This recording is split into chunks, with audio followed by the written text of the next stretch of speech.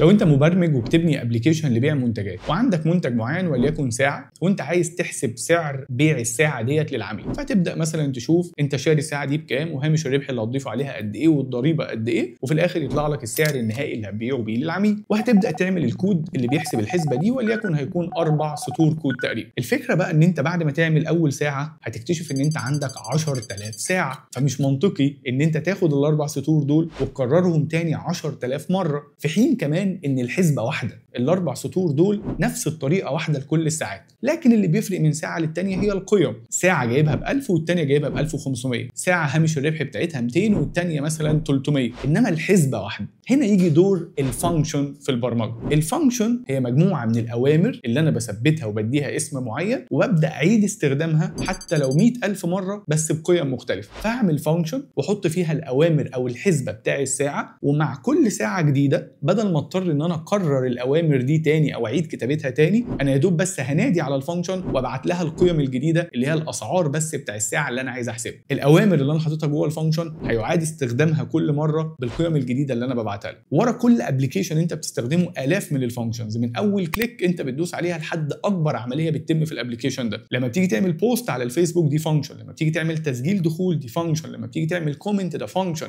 تقريبا اغلب الحاجات اللي انت بتعملها في اي ابلكيشن هي بتكون فانكشنز جوه الابلكيشن ده. وعشان كده احنا فروض خرجنا اكتر من 30000 طالب كلهم طبقوا على الفانكشنز في مشاريع كبيره وحقيقيه علشان يقدروا يفهموها ويستخدموها بشكل كويس. مستني ايه؟ ابدا اتعلم برمجه دلوقتي.